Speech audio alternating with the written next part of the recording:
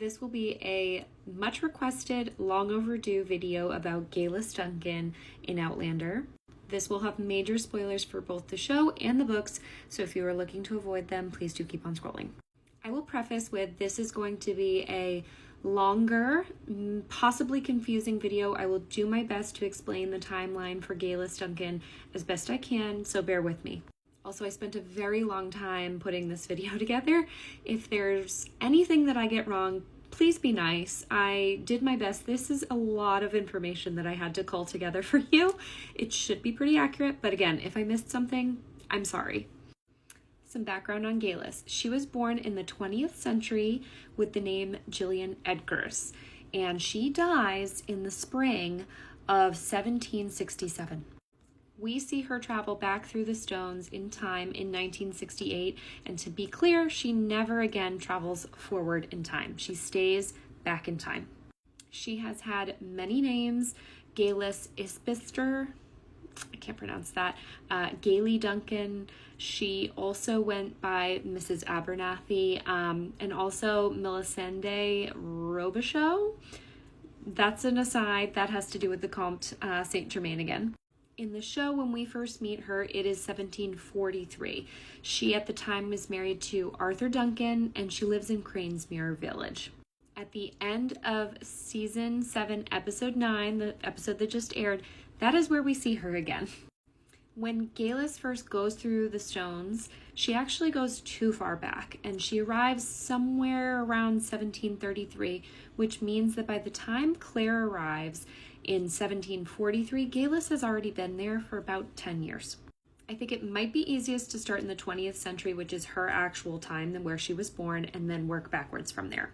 So in the 20th century, she is married to a man named Greg Edgars, who she met through the Scottish Nationalist Party. She's highly interested in the Stuart cause and is a member of the Society of the White Rose, which again is like very interested in the Bonnie Prince Charlie and Scottish nationalism. She learns all about stone circles and starts digging into time travel and poking around, trying to figure out how it is possible to go back in time, because she believes if she could, she would be able to influence the outcome of the Jacobite cause. In season 2 of Outlander, the show, we see Roger and Bree meet Gillian Edgars while she's giving a speech about Scottish nationalism.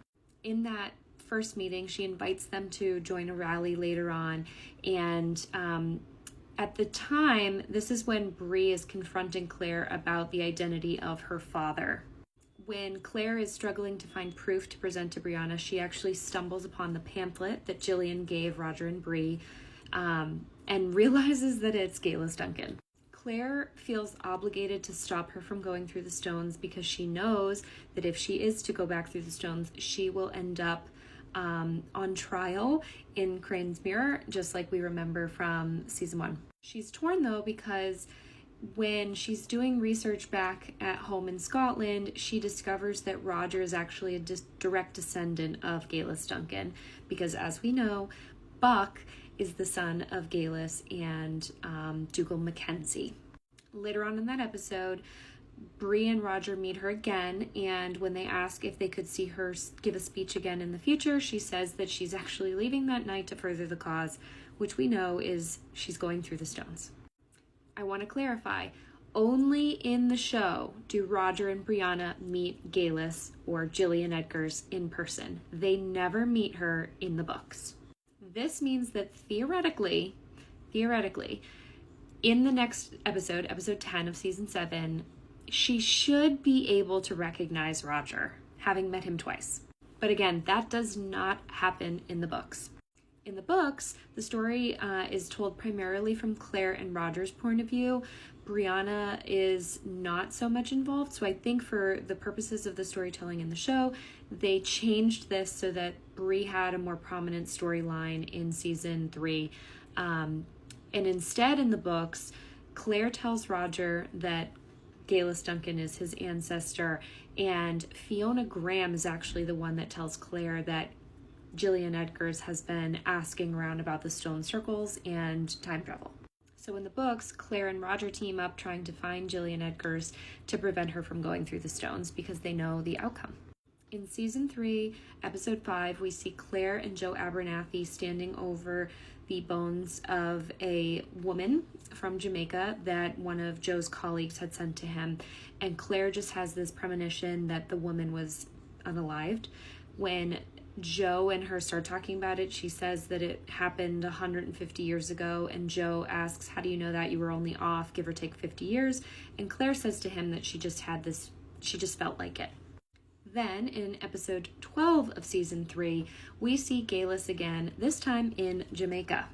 This is in the spring of 1767.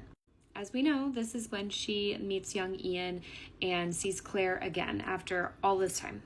Claire was convinced that she died in Cranesmere, but lo and behold, here she is. She explains to Claire that Dougal actually helped her escape in Cranesmere after she gave birth to her child with him, which we know is Buck Mackenzie. She then lived in France, had 2 more husbands, and eventually married Mr. Abernathy, who travels to Jamaica. He was the owner of a sugar plantation, and he also dies, making her Mrs. Abernathy of Rose Hall. By this point in Galis's life, she is convinced that Claire is following her through time, trying to prevent her from doing what she set out to, which is to restore the Jacobite cause. One of those ways that she believes she can help is by fulfilling a prophecy by the Bronze Seer, which talks about a 200-year-old baby, the last of Lord Lovett's line, the Frasers of Lovett. I made a whole separate video about that. You can go watch that on its own. It's quite fascinating. And Galis accuses Claire of lying when Claire says to her that she's not trying to prevent her, she's not following her through time. And to prove it, she shows Galis photos of Brianna and basically tells her that Brianna is the prophecy baby. Once Galis believes that Brianna is the key to her fulfilling her duty and restoring Scotland, she tells Claire that she's going to go back through the stones to find her, and Claire, as we know, prevents her from doing so in the caves at Abondaway. That's when Galis's life subsequently ends. So again, Galis dies in 1767 in the caves in Jamaica. She never traveled forward in time. She died in the past. Now, in the story written in my own heart's blood, Roger and Buck go back through the stones in order to find Rob, Cameron, and Jem, which we just saw in episode 9 of season 7. But they go back too far as well, and we see Roger trying to pinpoint exactly where they are in time. He's able to deduce that Jamie is in France at university, making him 18 or 19 years old, and so Roger's able to figure out that they had arrived in roughly 1739 or 40. Again, Claire arrives in 1743, so they are there even before Claire. A refresher, when Galis goes back in time, Gillian, she arrives in 1733, so she's been there again for about 10 years. When she first goes back, she goes by the name Geillis Duncan, and she lives in a croft house with an older man, and she has neighbors called the McLarens. In the books, Roger and Buck show up at the McLarens' home after Buck suffers an episode with his heart. We saw at the beginning of the episode 9 in season 7 when Buck was clutching his chest. That's foreshadowing for a heart condition that he ends up having caused by traveling through time. In the books, the McLarens tell Roger and Buck about the house that Galis lived in and that it had been burned and the man that she lived with was found inside, and that Galis might be traveling to Cranesmere.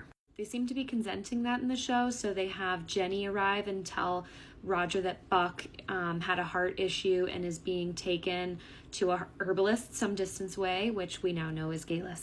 We'll have to see where the show takes it from here, but per the show parameters, she'd technically be able to remember Roger.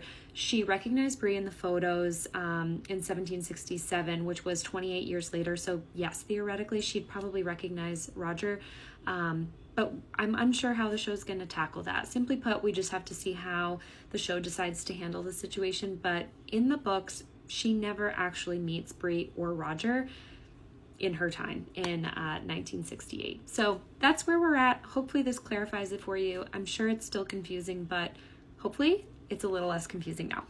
And I, for one, am excited for the next episode to see what they do with Galis's character.